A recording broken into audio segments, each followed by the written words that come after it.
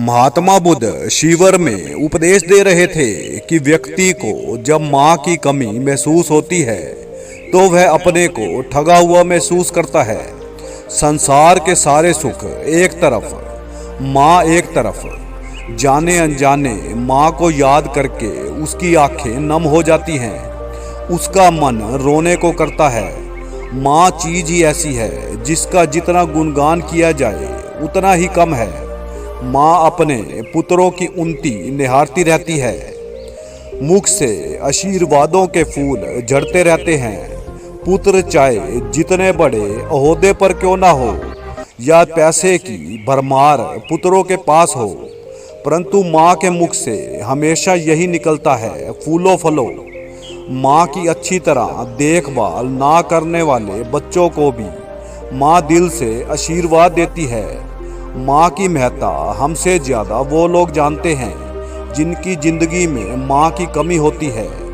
ज़िंदगी में माँ ही बच्चों को याद आती है। एक कथा द्वारा मैं आपको बताता हूँ। एक बार की बात है, एक पति पत्नी नौका पर सवार थे। उन्होंने प्रयागराज से मगध जाना था। गंगा शांत बह रही थी, बरसात का मौसम भी नहीं था।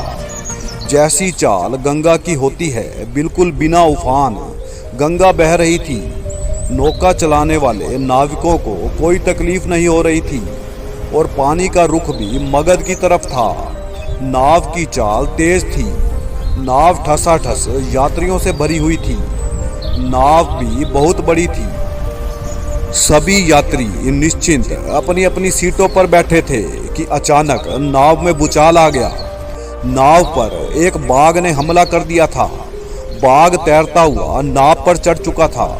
हफरा तफरी का माहौल था। जिन यात्रियों को तैरना आता था उन्होंने गंगा में छलांगे लगानी शुरू कर दी थी। इसी भागम भाग में एक यात्री ने गंगा में छलांग लगानी चाही तो वह उस पति पत्नी से टकरा गया जो अपने 2 साल के बच्चे को लेकर यात्रा पर थे। बच्चा कंधे से छिटक कर गंगा में जा गिरा। क्षण भर में यह सब हो गया। बच्चे की मां ने चीख पुकार करनी शुरू कर दी थी कि मेरा बच्चा गंगा में गिर गया और एक झटके से गंगा में छलांग लगा दी। परंतु बच्चे की मां को तैरना नहीं आता था। वह खुद गंगा में डूबने लगी। तब तक उसके पति ने भी गंगा में छलांग लगा दी। वह अब उसे बचाने की कोशिश में लग गया और बड़ी मुश्किल से नाव पर ले आया, परंतु बच्चे का कहीं अता पता नहीं था। शेर बिना किसी को नुकसान पहुंचाए वापस पानी में कूदकर किनारे की तरफ जा रहा था। नौका में ज़्यादातर वही यात्री थे जिन्हें तैरना नहीं आता था। औरत अब विलाप करती, छाती पीटती चिल्ला रही थी, हाय मेरा बच्चा। परंतु कोई भी उसकी चीखों की तरफ ध्यान नहीं दे रहा था। सभी को अपनी जान की पड़ी थी। नाविकों ने नाव किनारे पर लगाई। गंगा में कूदने वाले सभी यात्री नाव पर चढ़ चुके थे, परंतु उस बच्चे का कहीं अता पता नहीं था।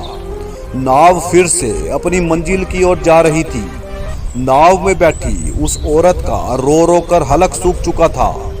इस बात को 15 साल बीत चुके थे कि उन पति पत्नी का काशी जाना हुआ।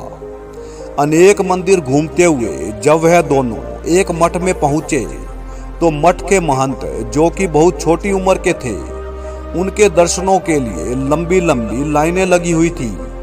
घंटों लाइन में लगकर जब पति पत्नी महंत के सामने पहुंचे तो पत्नी को महंत को पहचानने में क्षण भर भी देर न लगी, क्योंकि महंत ने अपने गले में उसी पति पत्नी की खानदानी सोने की मुद्रा डाली हुई थी। अब उस औरत ने महंत का हाथ पकड़ लिया और उसके बचपन के नाम से पुकारा। महंत ने अपने सेवकों को आंखों से कुछ इशारा किया।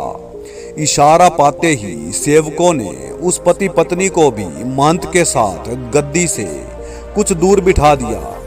दर्शन करने वाले भक्त बड़ी संख्या में थे। सभी भक्तों को दर्शन देकर महंत अपने कमरे की तरफ चल पड़े। शिष्यों ने उस पति पत्नी को भी महंत के पीछे पीछे उनके कमरे में भेज दिया। महंत जी कमरे में अपने आसन पर बैठे थे। वह औरत एकटक महंत जी के चेहरे को निहार रही थी और मन ही मन सोच रही थी और ईश्वर का ध्यान कर रही थी कि इतने सालों बाद उनका खोया बेटा उसे मिल चुका है। चेहरे पर खुशी के भाव साफ देखे जा सकते थे। एकाएक महंत जी बोले, माँ, मैं सब जानता हूँ कि मैं ही तुम्हारा बेटा हूँ। माँ, याद करो जब नौका पर एक बाघ ने हमला कर दिया था और मैं तुम्हारे कंधे से छिटक कर गंगा में जा गिरा था। लाख कोशिशों के बाद भी तुम मुझे ढूंढ नहीं पाई, ना ही कोई नौका में तुम्हारी बात सुनने वाला था। ये सब मेरी माया थी। पानी में कुछ देर बहने के बाद मगध से प्रयागराज आने वाली एक नौका में मेरे बड़े महंत जी सवार थे। पानी में बहते बच्चे के शरीर में हरकत देखकर उन्होंने शिष्यों को इशारा किया। शिष्य मुझे उनकी नाव पर ले आए। मैं बिल्कुल ठीक ठाक था। महंत जी ने मुझे अपने कंधे से लगा लिया।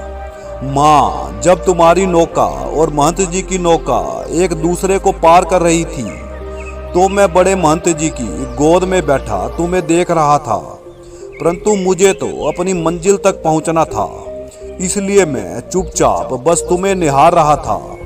क्योंकि जहाँ मेरी गुरु गद्दी थी, जहाँ का मुझे महंत बनना था, वहाँ पहुँचना बड़ा जरूरी था। मेरा बचपन बड़े महंत जी के पास बीता और बड़े महंत जी ने अपने बाद अपनी गुरु गद्दी पर मुझे बिठाया। माँ, मैंने तुम्हें 4 बच्चे दिए और आज भी मैंने ही तुम्हें बुलाया है कि तुमने मेरे गम में अपना क्या हाल कर रखा है। तुम्हारे मन में अब तक बच्चा खोने का बड़ा बोझ है। मैं माँ की कमी को जानता हूँ। मेरा भी बड़ा दिल करता था कि अपनी माँ से चिपट कर घंटों सोता रहूं। मैं जानता हूँ माँ, बच्चा खोने का गम क्या होता है। ये गम तुम अब तक भूल नहीं सकी, इसलिए मैंने ही ये खेल रचकर तुम्हें यहाँ बुलाया है। माँ, मैंने जन्म तो तुम्हारी कोख से जरूर लिया है, परंतु इस गुरु गद्दी पर बैठने के लिए अब तुम दोनों शांत मन से यहाँ से जा सकते हो। तुम्हें अपना खोया पुत्र मिल गया और मुझे मेरी मंजिल, ये गुरु गद्दी जिसके लिए मेरा जन्म हुआ है।